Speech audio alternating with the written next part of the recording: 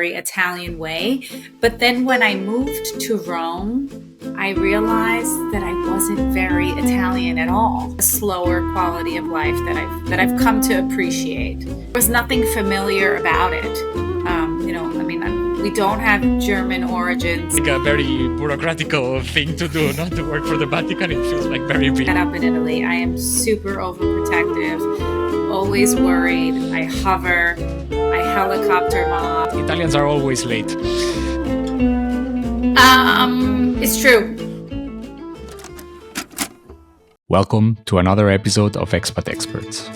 My guest today is Rosamaria Mancini, a journalist and former Wall Street Journal writer who left behind a successful career and an already built community in New York to follow a new path in Italy and then Germany. In this episode, we will explore her work at the Vatican, how she navigated becoming a mother while being an expat, and how she documented her journey in a book called SOS Podcasts. Beyond her work, we are going to talk about cultural shock, hilarious misunderstandings, and the role of podcasts in feeling connected while being abroad. So sit back, relax, and let's explore this expat experience together. So welcome, Rosamaria. Thank you so much. I'm so excited to have you here in the episode. You have a very interesting life, 3 countries. So you lived in Italy and currently living in Germany. So you're still an expat, but you're originally from New York, as far as I can recall. So maybe we can start from the beginning, and maybe you can explain a little bit what is your background and what was your life in New York before we enter to the first move to Italy. Sure. Thanks so much for having me. I'm happy to be here. So yes, I was born and raised in New York in an Italian family. My parents were immigrants from Italy, from southern Italy, from Puglia. And I have to tell you that I really never imagined a life or a career outside of, what I considered to be like one of the most dynamic places in the world, which is New York and New York City. And then I also wanted to study journalism. So I thought, there's no better place than New York and to work in journalism and to first study, but then to work, obviously.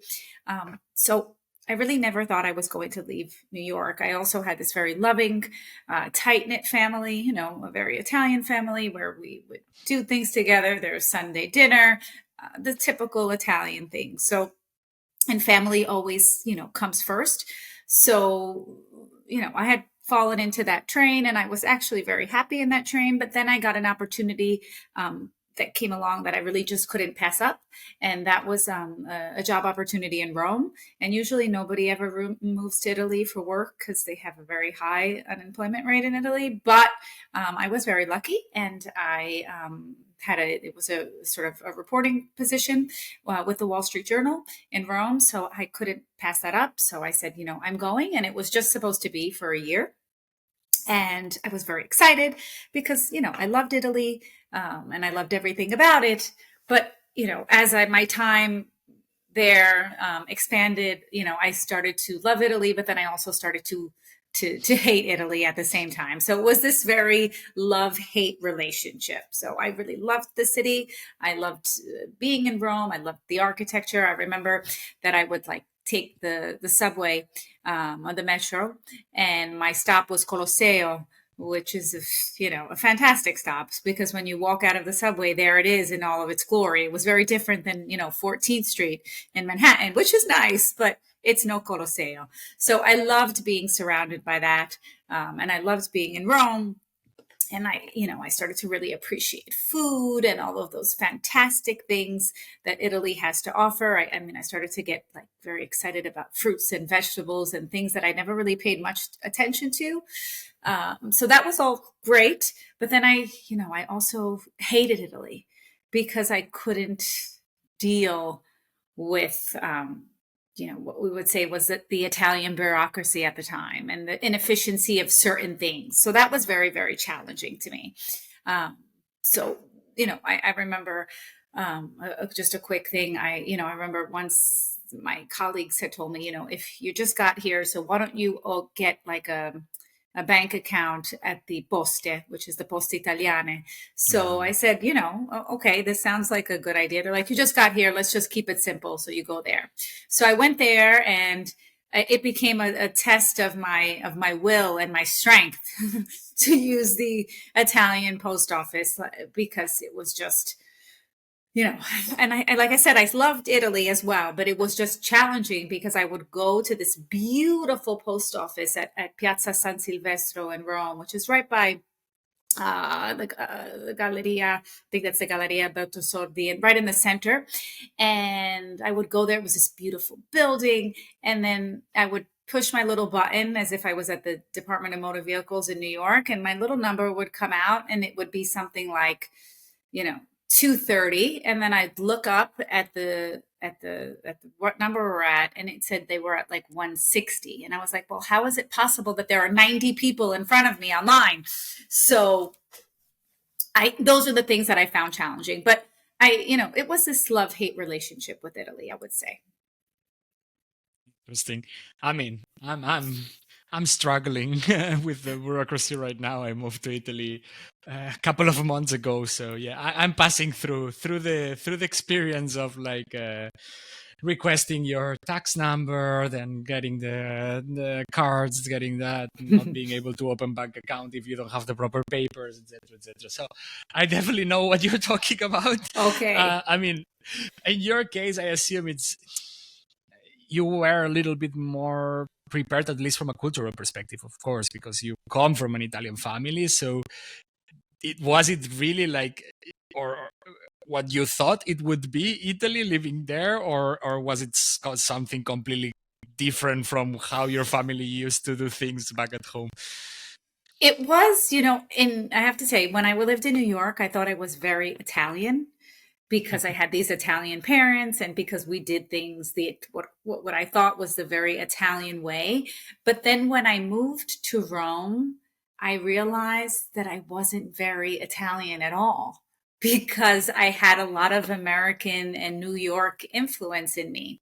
So it was very it was different. It was a lot different than I had imagined, because I didn't really fit in there, even though I thought, like, I'm Italian just like you. But after I say ciao and a few words, you can tell that because I have an American accent when I speak. So people could immediately tell that I was not Italian from my accent. And then things were very different. I mean, my parents would do things that, they had remembered Italy when they immigrated. So they were actually late immigrants, but they immigrated in 69. So they would do things that people did in the 60s, that when I went to Italy in 2000, and I think it was, if I remember, 2008, when I started to live there, they were like, we don't do this stuff. What are you talking about? We don't celebrate holidays like this, or we don't have these traditions. So it was very hard. It was very difficult, because it's kind of like you don't really fit in both places, because in New York, we were like very Italian and we weren't very American. But then in Italy, I was not at all Italian. They were like, you're not Italian. So it was hard. It was actually harder. But I did find, obviously, a lot of things that reminded me of family life, because there is this sort of love of being together, and this love of just, sitting at a table, having good food, a nice glass of maybe wine or prosecco, whatever it is, and spending time together. So I did find a lot of that, and that reminded me a lot of home and family. So I would say that. I see. Makes sense. I mean, I think I interviewed a couple of people who are descendants of like immigrants, and then when they go back home, it's always this transition of like belonging but not really belonging, and the same in the place where you grow, you are from there but also doing things differently. So it's a little bit of the feeling of part of nowhere. It's true. You work for the Vatican, or you were your work. What was it about? Because it feels like a very bureaucratical thing to do, not to work for the Vatican. It feels like very big. What was exactly your day to day in there? Sure. So yes, I worked for the Holy See. I worked for the Vatican. I worked for the Vatican's pilgrimage arm, which was called, which is still there, obviously. It's called Opera Romana Pellegrinaggi. So it's basically the arm of the Vatican that organizes pilgrimages for travelers, for tourists. So I handled all of our relations with the foreign press. So in my day to day, it was, writing press releases, about our trips. Like we would also, in coordination with the Holy See's press office, we would also bring journalists to the papal journeys as well. So we organized those. But it was actually fascinating, I have to say, because it sounds very big, but it's also very it's very humble, I have to say, because it was a wonderful place to work. I mean, for me as a Roman Catholic, it was a natural, but my faith grew a lot while I was there, because there were moments of like prayer and reflection that we could all have if we wanted. There were also in our office, there were some non-Catholic people that worked there, so they weren't obligated to participate, but it was also somewhat, like, I would say, strange, because when you're, for someone like me who had worked in journalism and business news, to then have a boss that is a priest, a monsignor, or a cardinal is a little different. So it's not like you're saying, hey, excuse me, Joe. It's more like, excuse me, your holiness. Well, not, I mean, that would be the father, but we'll say your excellency or something along those lines. So I had to be very careful with the titles that I used. And as a foreigner, we're not very good with like formal and informal, at least Americans, because we only use you. So it was like a learning experience for me to be very careful with my word usage and how I was addressing people, and if I was using the right, formal or informal. I also have to say, there isn't a dress code, but there is. So, I noticed that from when I started, I was very young at the time. Like I started to look more and more nun-like as the as the years went by, because it's, you don't want to go in with like exposed arms. You can't. I mean, I remember like I used to wear like fun colored nail polish. And at one point I was like, oh my God, I can't wear anything bright. I have to be very careful. So there was like an unwritten dress code, but you're around priests all day. And so it's You interesting. need to adapt, no? You You definitely need to have to adapt a adapt. little bit. You actually have to adapt. Absolutely. Yes. So, but it was fantastic. I loved it. It was great. So I actually I missed that part a lot. So that's why I listen to a lot of podcasts. So I can get those moments of like prayer, reflection, meditation, from that side, because I don't have that at work anymore. So You said something that stuck in my mind. You said I was supposed to go for 1 year, but definitely you stayed more time than that, no? It sounded yes. like that. Um, but then you moved to Germany also. So how much time did you spend in Italy, and when that change of like from Italy to Germany happened, and why? Sure. So yeah, I was supposed to stay in Rome for a year, and then I was supposed to return back to New York after my time at the Journal. But then a lot of things happened, and it sounds like a typical story, but the truth is I did end up meeting my husband. So I ended up staying, and I ended up staying in Rome for what I was about 8 years. So I lived in Rome for 8 years. Well, I did a year at the Journal, and then I did about 5 at the Vatican. And then I ended up having a family. I ended up having a child. So I had roots there. But I do remember telling my mom, like, because she was crying, typical Italian mom. She was crying at the airport when I was leaving, and I was like, Mom, I'm only going for a year. Stop, and I'm coming back for Christmas. But I think deep down, she kind of, maybe she knew. I mean, I do go back to New York a lot, but I think she kind of maybe knew something might happen. So having a husband who was in the Italian Air Force meant that I was staying in Italy, but then he got a posting to come to Germany. So it was a very difficult decision for us to make, I have to say, because As much as I complained a lot about Italy, I had kind of found my balance in Italy because I spoke the language fluently. I had colleagues, I had a job, I now had a family of my own, so I had found my way per se. And I was also in like, if I was going to be anywhere, it should be Italy. At least I was a daughter of Italian immigrants. It would make sense for me to be there, at least from a what I would call a logical perspective. But then we got this posting and we had to sort of weigh what the right decision was. And it was for 4 years, this posting. So we didn't sleep a lot, but then we decided that it would be a good experience. So we came to Germany and I'm still here now. And it's now 8 years later. So It's yes. never the time that you should Yeah. that you should do at the beginning. No, yeah, No. I know that also. I also left for theoretically a couple of years, and I'm still 3 countries later and 8 years after that. I'm still going around without going back home. So Okay. I know that feeling. Yeah. Where are you in Germany? Because Germany can change a lot between one place and the other. That's for sure. Exactly. Yeah, so I live in a small town called Gangelt, which is on the west side, sort of north. Basically, we live in what's called the tri-border area, which means that we're on the border between Belgium and the Netherlands. So if I drive 10 kilometers in one direction, I'm in the Netherlands. If I drive about 15 in the other, I'm in Belgium. So we're really close to the border. But I live in a very small town that's very rural, not Rome, definitely not New York. I mean, there are bison down the block.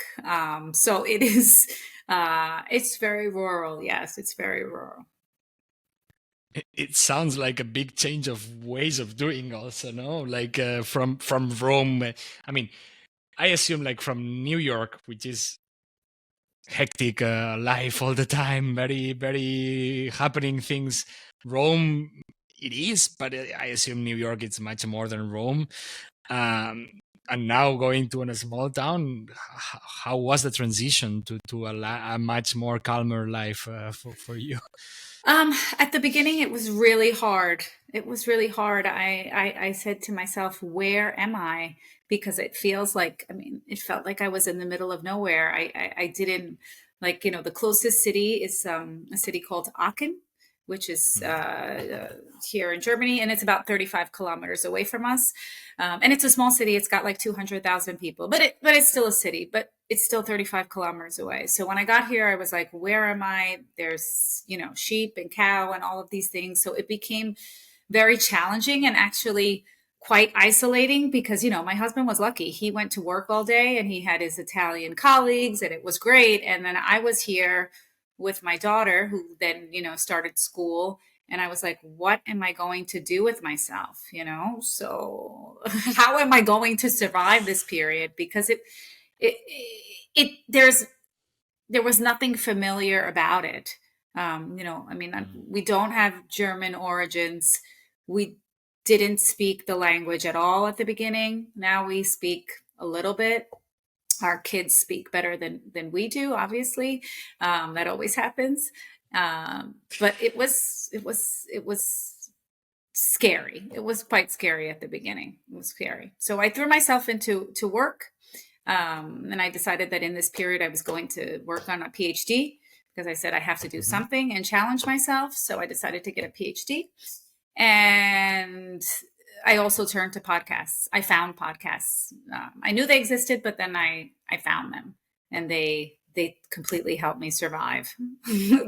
So Yeah, it's something that I found interesting from your book actually, like that you experience, like I don't know, the whole unmotivation, the isolation that a lot of expats feels when they go to a strange place because of I don't know, because of relations and the other person having a job and you're alone at home, and these kind of things are kind of common when I okay, interview a lot of expats. So I think it's a kind of pattern over there, and I find interesting from your point or from the book and what you were doing is that you found a way of connecting through podcasts, which is not you are the first person that I heard that they felt like more not accompanied, but it was like dealing with the struggles of expats through podcasts. It's the first time that I heard it, and I would love to hear in which sense like you felt like embraced by it, like it helped you pass the time, or it helped you like listen to other experiences. Which kind of podcast were you listening, or are you listening? Sure.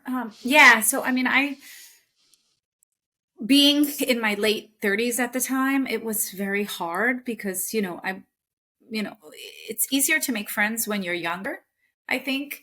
But when you get a little older, it becomes a little harder. So I was having difficulty connecting with people. And then, like I said, my husband was at work all day, and I was like, you know what? So I started like just listen. I knew what podcasts were because I taught journalism at university. So we listened to Serial. We explored we explored it as a storytelling, great example of storytelling. But then I was like, let me see what else I can find. So I started finding podcasts that could actually help me with what were, in essence, my daily struggles. So, feeling like I couldn't make friends, well, I would listen to an episode of NPR's Life Kit, and somebody on Life Kit would talk about like how it's awful to make friends in your late 30s, how it's, people would rather have a root canal than actually go and socialize with people. So, like, what they did was they kind of helped me to feel understood, like, oh, there's somebody else who's actually feeling this. So it helped in that regard. And then, there were also times when I just needed to laugh. So I would just, find podcasts that were comedy related, and I would listen to stand up comedy that would just make me crack up because I needed that.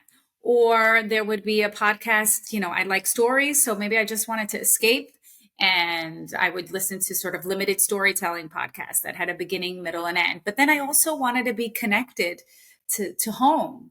And I wanted to know what was going on in New York. Not that I couldn't do that on reading the news on the web, because of course I could do that. But there's something special about podcasts. There's that sense of intimacy about having those voices in your ears.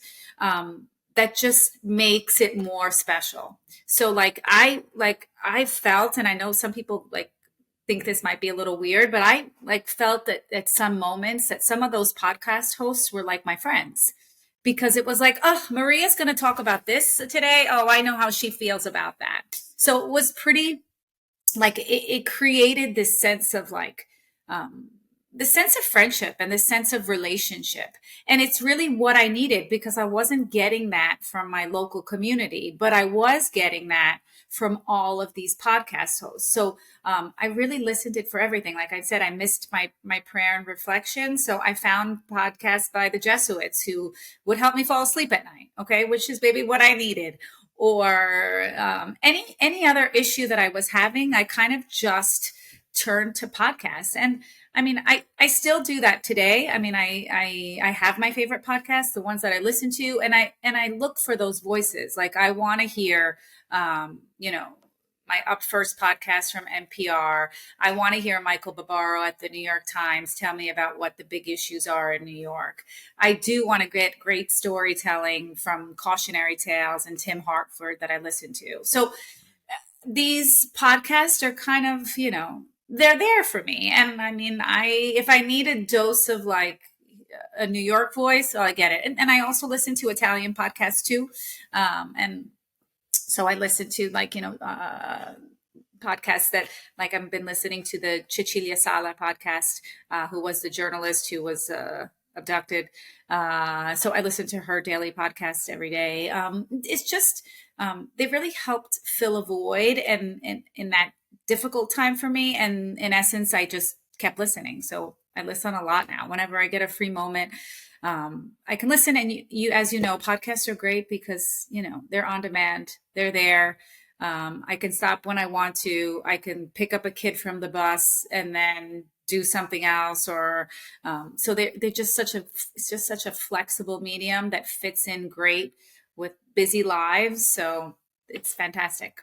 And they totally helped me. I mean, I have to say they were like my life buoy when I was by myself here. I was like, oh, I'm gonna just put these people in my ears and just listen and and feel better, or get some good advice, or figure out what to do on the weekend. Even that. If you've been following the podcast, you know that I've been traveling quite a lot lately. Airports, trains, city streets. But luckily, for the past month, thanks to Level 8 luggages, I've been traveling with the Level 8 luminous textured carry-on in the black finish. And I have to say that so far I'm loving it. What I really like about this carry-on is, first of all, the build quality. The hard shell has this elegant textured finish that feels both stylish and robust. It has a very well integrated zipper also, with a numeric lock and a handlebar that is easy to use and pull around. And it doesn't get stuck, didn't get stuck a single time so far. Secondly, the wheels. Genuinely one of the best I've ever used. Whether you're gliding through an airport terminal or dealing with the European typical old streets and pavements, it rolls effortlessly and it does it quietly, which is incredible. And last but not least, the inside. The organization is simple, like in most of luggages, but it's effective.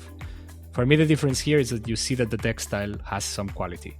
It's divided well and it has a couple of extra storage spaces in the inside covers. But if you are an organization freak like me, one thing that I recommend as a perfect complement, it's the organizers bag set that they also have at Level 8. A set of bags that it's helping you to organize, and I've been using for the last months to make packaging so much easier, especially for keeping cables, toilet things, and clothes properly separated. Overall, it's definitely one of the best carry-ons I ever had. So if you want to check this specific carry-on or any of the other Level 8 products, you will find everything at level8cases.com or following the link in the description. And don't forget to use my code Level8Expats10 for a 10% off. Travel well, and let's go back to the episode. Makes a lot of sense. I mean, I think like I also do that, like especially the part of connecting back home. Feels like very relatable. It's Right. the way of like listening to someone explaining what's going on while you are not there, which is nice. I wanted to ask you something because I don't have the opportunity that much times to. I had some mothers in the podcast, but I always find very interesting the fact of like motherhood and parenthood in an expat or being abroad. How has been the experience of becoming a mother while living in a country that it's not yours? Wow. That's a good question. And it's been really crazy. Okay. I have to say, because I mean, I had one child in Italy and then I had another child here in Germany. So in Italy, it was, I remember when my daughter was born and we had to start like weaning her off of milk and she was going to eat like food. Well, I went to my Italian pediatrician and I thought like he was going to do what my sister's doctor pediatrician did in New York, which was, buy some baby carrots, buy some baby peas, and start to test the baby and see what he or she likes. So that's what I thought I was going to do. But then I went to my Italian pediatrician and he was like, you need to start cooking. And I was like, what? And he told me that I needed to start making vegetable soup for my baby, that this baby was going to have Parmigiano that was aged 36 months and olive oil at 6 months old. And I was at the doctor's office with my notepad because I mean, I was like, is this guy crazy? Like he wants me to give my child like Parmigiano cheese at 6 months. So but she loved it and it worked. I took good notes. I figured out how to make it. And I gave it to her. Then when I had to do the same thing for my son in Germany, like I thought, what are these people going to tell me to do? And the doctor didn't even come in for this appointment. Basically, the assistant told me, just go to the store and pick up whatever you want and just test it out on the baby. And I was like, and they have weird food in Germany for kids. But it's like, I think maybe it's weird, but maybe it's not weird. But for me, it was weird because it was like German food, Rinderfleisch and all this weird stuff. So I was like, they want me to give this to my kid. So I was like, I can't do this. So then I actually did it the Italian way with my son as well. So it's completely different styles. And I thought that like, I used to think that like my way was the best way, but I have to say it's actually not, because I've been able to like pick the good things from all of these different countries. So there's a great respect for like for food in Italy, but in Germany, there's also this great um, sense of like giving kids more freedom. Like I noticed that like the kids here that are like 6 years old, they walk to the bus, they walk to school by themselves. Like in Italy, people would never do that to a 6 year old. You just wouldn't let them go by themselves. So there's this sense of community here where I can let my kids walk to the bus. I don't do it. I'm not ready yet. But there is a sense of community that you can let your kids go walk to the bus, that your neighbors will keep an eye on him or her. So I've been able to pick the good things from all of these places, but it's different. It's different. It's just sometimes it's just about accepting, and it's also about learning, because you realize that your way is not the best way, that it can improve. So that's been good for me. Maybe one last question related to this one. Sure. What about the hospitals and the school systems? Because also you need to get used to whatever you are system wise, and language, I assume. Like it's not as Yes. easy as you need to adapt to it, Sure. I mean, I will say that like from a school system perspective, my kids, they go to an international school. Okay. So my son goes to the German section at this international school, and they are they're very rule heavy. While my daughter, who's in sort of the Canadian section, they're kind of less strict. But like, my kids, like my son is not allowed to leave school early for any reason. It's just very strict. Not so not unflexible, unlike that I find with the Canadians per se. But in terms of hospital wise, I can tell you a funny story that when I had my son, I wanted to have a cesarean section, because I had a cesarean section when I had my daughter. So I decided that I just wanted to have a second one. I didn't want to try to have a baby naturally. So I went to in Germany, they do this kind of hospital tour. So, and then you visit, and I went there and I was like, listen, I want to have a cesarean section. And I pulled out my calendar and I said, hey, and I was looking at my calendar. I was like, you know what? I don't want to do it this day because my daughter's going to be home from school. And I said, but this day is actually very good. But I don't want to also do it on the 20th because that's my husband's birthday, and I wouldn't like them to have the same birthday. And they looked at me and they were like, this is Germany. We decide when you are going to have this. We don't want you to do this. So it was a very different experience. They were not flexible at all with my planning and my scheduling and how I wanted to fit this in. They were like, it's not going to happen. This is the week you're going to do it. We decide. So, different, definitely different. So a little bit more strict, more German in that sense. And yes. And you end having a son with the same birthday as his dad, or I not? did. Yes? I did. Of yes, course, they of didn't course. care. Yes, he's born on the same day, October 20th, as my husband. Yeah, they didn't care. Of So, course, it needed to be the day. Of course, yes. Yes, if it was that. No ifs, ands, or buts about it. Cool.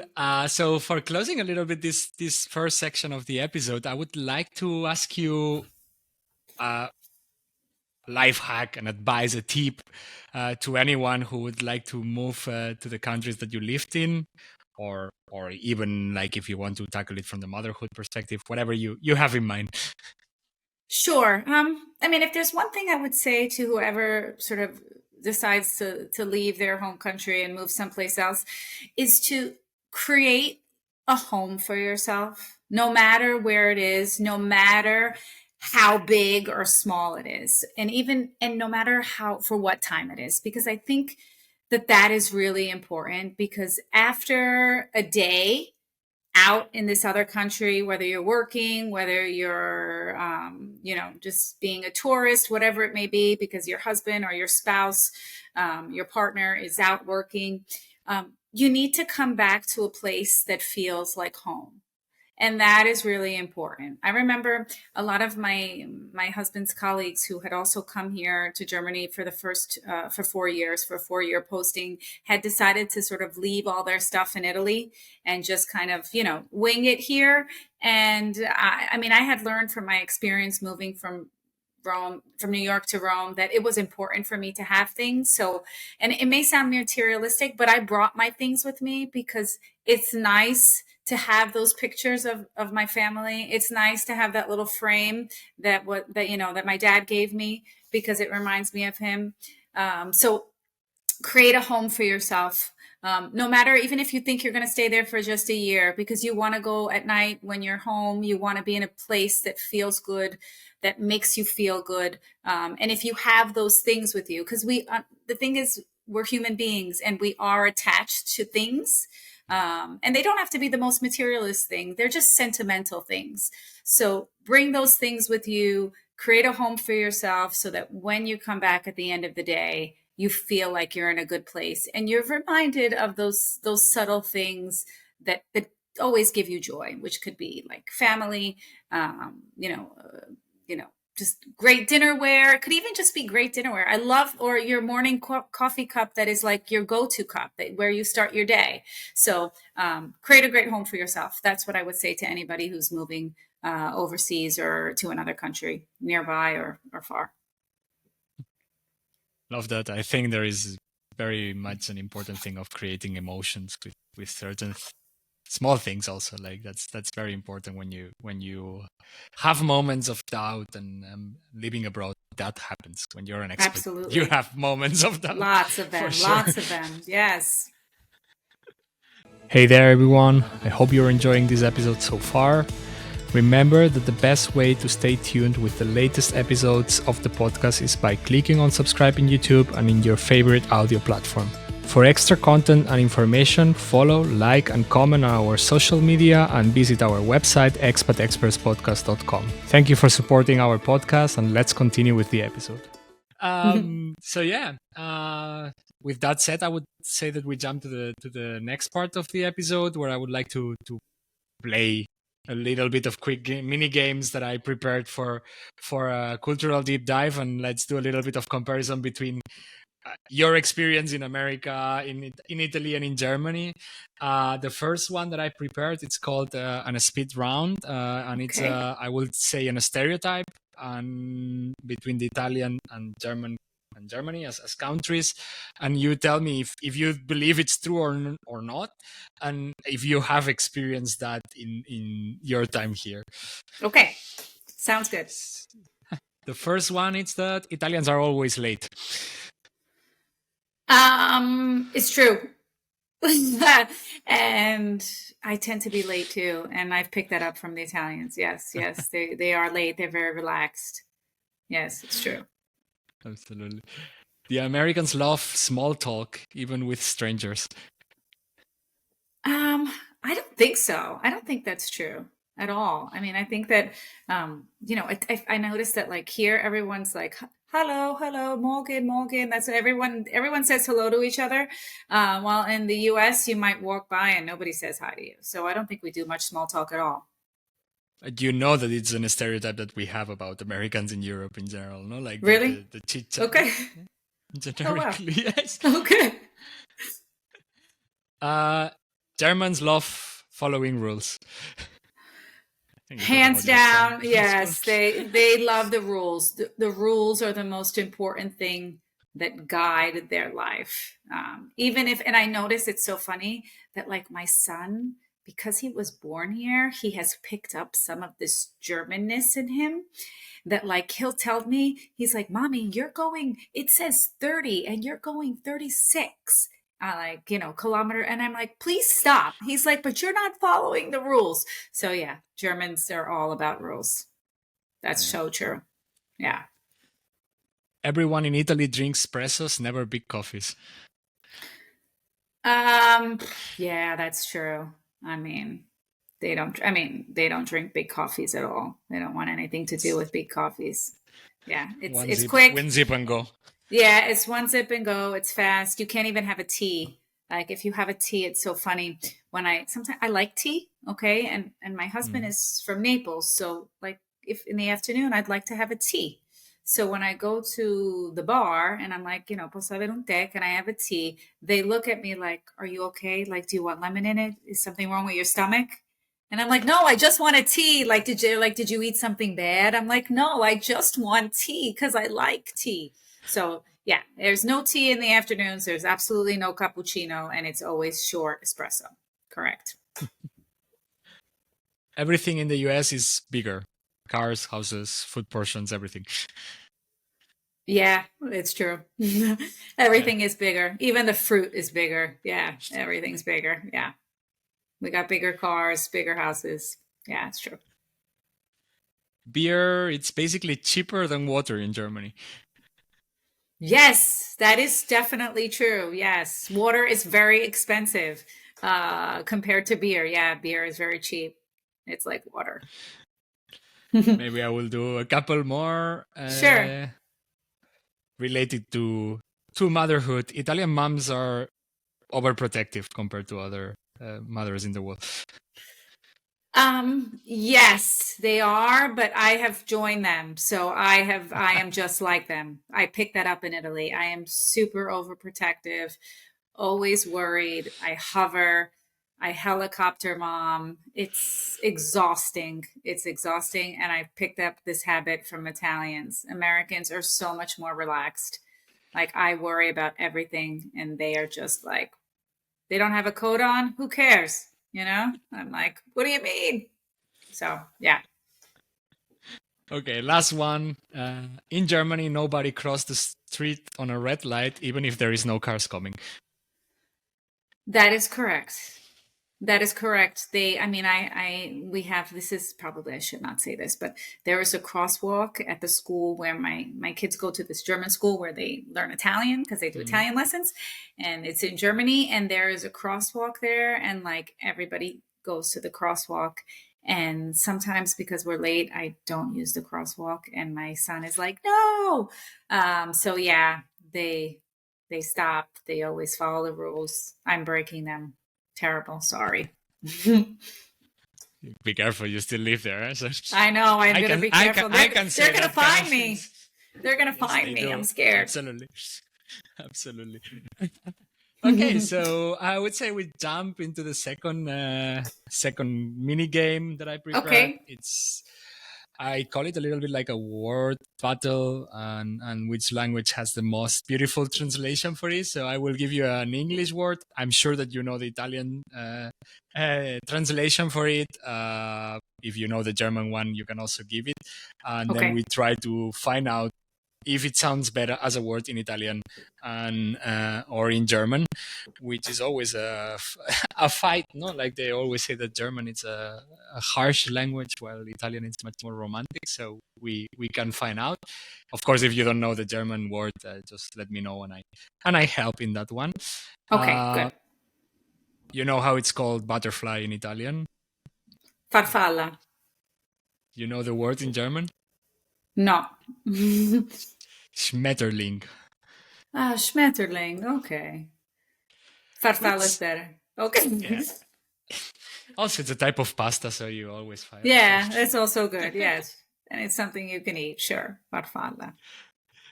Ice cream. It's gelato or ice, which I know. Bonus points for me because I know that. Gelato ice sounds like ice, like, American ice. Yeah. So written differently, but yes, written differently, obviously, yes. But I like gelato. Who doesn't like gelato? Agree. Okay. Especially if it's Italian. Exactly. Here it happens the other way around. Hospital. Okay. In Italian. Hospital is ospedale. And then that's Krankenhaus, right? Okay, yes. I'm doing good today. Yeah. Krankenhaus or ospedale? You know what? I'm going to give one to the Germans. Krankenhaus. Yeah. It's like a house for sick people. Yeah. I love it. I think it's Yeah. one of these ones that I don't know. You need to go to the Krankenhaus, and it's like, it's hard. It's not a place that you want to go, like, It sounds serious but it is a serious place. So it should have a serious sounding tone. Krankenhaus. Yeah. I agree. We'll give it to the Germans. Let's go. I will do 3 more.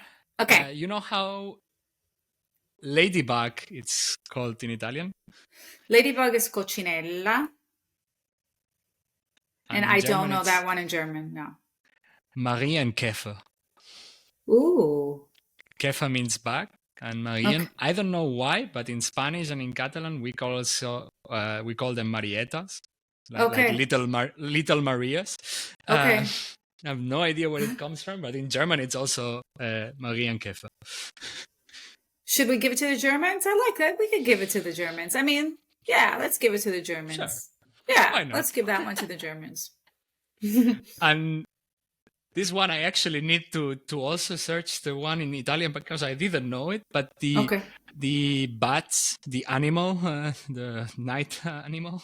Ah, okay. Pipistrelle. Yes. Yeah. In Germany, it's Fledermaus, which is like a rat. It's like a more direct translation, like proper German translation of how it's the thing. So it might be easier to understand, we'll say, like you could probably figure it out with that literal translation, but pipistrella is a cool word. Yeah. Let's give it to the Italians. Yeah, pipistrella is a cool word. And I would do the last one. Sure. It also happens that in Germany, it's a very, very much a direct translation. You know how it's called rainbow in Italian? Arcobaleno. And in Germany, it's called Arkenbogen. Regenbogen. Regenbogen, which is literally Regen means rain and Bogen means curve. So it's the curve when it rains. Straightforward. What do you think, Marco? What do you think? Well, who should we give it to? Nah, let's go Italian. Arcobaleno. Okay, let's go with Arcobaleno. Yeah, die. I actually thought about it, and rainbow, it's also literally the translation. It is. That's exactly rain, and then bow. So do you see how? Because there are really a lot of similar words with German and English. So it does work more from a literal translation perspective to help in that regard. But then there are some words that are just, I don't know where they came from. So absolutely. I will do one last mini game. Go ahead. Which is related to motherhood around the world. So I researched a little bit of the strange parenting customs, let's say like this, like traditions from all over the world that are a little bit, I don't know. I heard about them, some others are like strange. Okay. And you can try to guess from where they are and if you heard from them before. And then at the end of it, if you have any parenting tradition that you grab from any of the countries that you lived in, feel free to share your point also in that one. Sure. The first one is to have nap time outdoors. So it's common for parents to let their babies outside in the fresh air, even in winter, because they believe that it strengthens their immune system. And you want me to say from which country this comes from, or if you heard about it and if you know? Okay, I think this is definitely a Northern European thing. This is not an Italian thing. Like Italians are afraid of the draft. Any kind of cold air is dangerous for Italians. So this is definitely like a Norwegian thing or some other Northern European country. Yeah, definitely. And you know what? And the Germans, do they do it? I don't know if they do it. Certain regions, but it's not a more traditional part of it. It's very common in Scandinavia. Okay. Some German parts, I suppose the parts that touch more closer to with Denmark might do it, but it's very, very common in Scandinavia, yes. Okay. Red wine for kids. This is not done anymore, hopefully. Oh my God. But In these countries, it was once common for parents to let children have a small amount of wine diluted with water during Water. meals, as yeah, exactly, as a part of food culture, Okay. because it's a way of showing and introducing responsible drinking at young age. Yeah, this is an Italian thing, I think. I mean, I did this as a kid. I mean, my grandmother would, my nonna, she would give me some wine, and I'd put water in it because it was so strong. But yeah, and I mean, yeah, this is definitely an Italian thing. I don't know. Absolutely. Maybe the Germans would probably put beer, give the kids beer, and not wine. But is this an Italian thing? Yeah, I would say it's an Italian thing. I don't know if they do it, but back in the day, it was also quite traditional in some regions in France and Spain also. So Really? I never did Okay. it. I never had it at home, but it it could happen. Maybe the last one, looking a little bit on the time. Sure. Uh, the baby's first gift, it's a knife. It is a Uh, tradition to give on a small knife for oh my. first birthday to the gift. Okay, I have no idea. This is not an American thing. It's definitely, and it's not an Italian thing, It's and neither a German it's one, not a German thing. Who is but it's doing close. this? It's close to Germany. Really? It's yeah, it's very traditional in rural areas of Switzerland. That's the Swiss knife Is it like a being Swiss knife? famous. Yes, the Swiss Yeah, Army knife. Yes. Okay. Oh, that's so and funny. I mean, it's a very small knife, and probably it's not even sharpened or anything, but it's a gift that symbolizes the independence and responsibility for kids from very young age. You already have your own knife to do things, which Wow. not dangerous at all. Interesting. With that said, I would ask you: did you grab any parenting traditions from Italy or Germany so far? Like that, you said, okay, like I mean, you already said in Germany the bus thing, like that kids going to school alone, but not ready, not yet Yeah, I'm not ready happening. to do that. Yes. I picked up, I would say like I picked up the Italians and the cold air. Like I am afraid of cold air now. So I Mm, constantly, like my kids are very overdressed. I don't sit them near, like when we go to the US, they don't, I try to help them like avoid being near like air conditioning vents. So I kind of like scan the room and see where I can put them in so they're safe and they're not getting like cold air on their bodies. So I picked that up from Italy because Italian moms are very concerned about that kind of stuff. colpa German stuff, d'aria, yeah, colpo d'aria is like the enemy of the world. the And devil, yes. my kids always wear like a white undershirt under everything, always. I remember my son when he first like started wearing shorts. You know, it's not really warm in Germany, or at least in this part of Mm. Germany. It gets warm, but it's like a week and then it's over, or maybe 2 weeks. I don't want to exaggerate, but when he saw his knees, he was like, "Oh my God, like I have knees." He's like, he had never really like seen them in shorts before. So like, you know, he that was a very funny thing for him to happen. But what have I picked up from the Germans? I'm not ready to get my kids to be on the bus for themselves, but I do like their sense of their sense of independence. So I'm trying to give them more independent. But and I also noticed that like in this rural part, there are kids that actually play outside. And that's nice because we don't have so much of that Mm. in big cities anymore. So they are able to play outside, and they are like without getting run over by a car, maybe a tractor, but not a car because, but so I tried to pick that up from my German neighbors per se. Cool. I would love my kids to play outside. That's a big one. Like not everything needs to happen inside. Yeah, Definitely no, not they connected to they they computers. can, yeah, they can go outside here. Like they do go outside. They ride their bikes, and That's cool. it's safe. It's safe. So that's something nice that I don't know if I'd be able to do if I lived in Rome. I mean, you have to be it's really hard to ride a bike in Rome. There's no bike Mm. lanes. There's so much traffic. In New York it's the same thing. So there is a like a slower quality of life that I've come to appreciate. um, so that's positive. Yeah. Nice. Well, thank you so much for sharing your parental experiences also. Sure. I would jump to the audience Q&A. I ask the listeners for a couple of questions for Sure. you. And it happens to be that I had 3 questions and 2 of them we already responded them. So I will ask the only question that I have left because we already Okay. talked about school systems and the work that you did for the Vatican. So they both ask for that. The third question that I had is from Vale Quintana. And she was asking, in what language do you speak to your children at home? Okay. So I speak to my kids in English, but my husband speaks to them in Italian.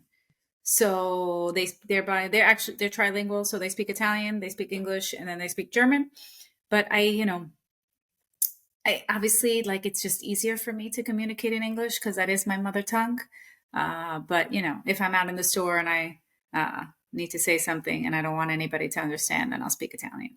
But because there's not many Italians here, but that's what I use. That's what we've always done. And then even when I lived in Italy with my daughter, I always spoke to her in English because I wanted her to speak in English. So they have their dad to speak Italian too. And then they have me in English. So that's how we communicate. And then sometimes it's a mix, I have to say. It's more exciting to yell in Italian, I have to say, than it is to to yell in English. It has a lot more umph. So sometimes I might do that. But it's mostly English. Yeah. Sounds like a way of doing using the correct language when in each case, no? Exactly. Depends on what I'm saying, right? Absolutely. I mean, but it's very logical that you use your mother tongues with your children also, so they grab a correct vocabulary and a correct way of talking it. So that's of course very important. So yeah, before we start wrapping up a little bit the episode, I would love to give you the floor to speak a little bit about your current projects. What are you working on, and where can people find you and follow your work and what you are doing? So what are you working on? Sure. So as you know, I published my memoir, SOS Podcast, that talks about my podcast listening, living overseas, late last year. So I'm working on spreading the word about that. And you can find all that information about me on my website, which is my name, which is rosamariamancini.com. And you have links to my social media. But now my next project is my next book. So I'm working on a new book. So I basically, after writing this memoir, I realized that I'm not the best at taking care of myself because I haven't done a really good job at that. So this next book that I'm writing is about self-care. And it's funny because the SOS podcast is funny. I try to do things always with a sense of humor because I think it's relatable. And I think that, I also think I'm pretty much a mess. So I think people can relate to being a mess, and it makes us human. And it makes us relatable. So that is me. I am definitely a mess, but I'm also quite human and I think quite relatable. So this next project of mine is about self-care and about, my learnings and how I actually take care of myself. Because I do that now. And I wasn't doing that before, being an overprotective mother, being a little bit anxious, being a bit of a perfectionist that I am, doesn't lead to good self-care. It leads to a lot of anxiety and stress. So this next project is about like self-care and how I now carve out time to take care of myself. So I'm working on that now. But it will take some time for me to do that. I also do want to start my own podcast too, but that's like a pipe dream. So I don't know if that will happen, but I do want to start my own podcast because I love podcasts and I think they're just such a fantastic way to connect with people, to relate to people, to be in their ears. And now there's such a big interest in like video podcasts and how that's just the new thing. It's like, we don't want to just hear you. We also want to see you. So there's just the blending of everything coming together, such a powerful storytelling and a powerful way to connect to people. So my big plug to you and to your podcasts, but just follow me. You can follow me on Instagram and you can find all that stuff on my website and you can learn more about what I'm doing now. Perfect. Yeah, as always, the links on for Rosamaria website, also the social media handles, everything it's available in the description, so you can go and check them out over there. Before we really close the episode now, I would like you to have the final stage, let's say like this, to if you have any funny or any crazy, unexpected story from your time living abroad that you would like to share with us. Sure. Let me think. So the one story that I think was actually kind of crazy and funny was that I was in Rome. It's an Italy story. I was in Rome and I had recently moved to Italy, maybe just a few months in, and I didn't really know too much about the culture per se, even though I knew Italian and thought I was very Italian. So I had gone to like a big department store with my then boyfriend, who is now my husband, and I was looking for, stockings and leggings and all this kind of stuff. But I hadn't. There was some kind of event going on at the store, but I was just like, oh, whatever, some Italian person was there and they were promoting what they had done. But I didn't realize that that person happened to be like Federica Pellegrini. I don't know if you know her, but she is an Italian Olympic gold medalist. She's broken world records in the 400 meter. She's like she's retired now, but she's definitely younger than me still. But she was at the store. And there was like all this, she was walking around and stuff, but I didn't know who she was. So I needed a size small in my leggings. So there's this little blonde person and she was dressed in all black. So I figured that she worked at the department store. So I was about to touch her. And because I was standing like where she was, and I was like, there was like it's like a party inside the store. And I was about to touch her, and I could hear my husband, my now husband, who was like, "No, stop!" Because I was going to ask her if she had a size small. And I just as I touched her, I heard the stop, and I turned around and I was like, "What? What is it?" And he's like, Stop. That's Federica Pellegrini. So yeah, I've done stuff like that because I didn't know who she was. I had no idea that, she was an Olympic gold swimmer and that she was just hanging out at the store at this grand opening that I happened to be at. So yeah, I've done stuff like that. But now I know who she is. So that wouldn't happen again. But yeah. I mean, you missed the opportunity of getting clothes from Pellegrini. Like maybe she would have signed it even. Who knows? I don't know. She would have. My husband thought she would have been very, very upset. But I was going to be like, Ma. Hay una S, and with my Italian American accent. But I almost grabbed. I touched her, and then I stopped because I turned around. I was like, why is he screaming in the store? But that's a funny expat story, I think. Nice. Well, thanks a lot for the story, and thanks a lot for this incredible conversation. It has been a pleasure to have you in the podcast. As always, as I said, you can find all the links on the episode description, and don't forget to check what Rosamaria is working on. Follow her on social medias, and of course, don't forget to subscribe to the podcast.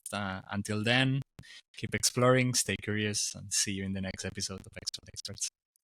Thanks so much for having me. I appreciate it. Thank you.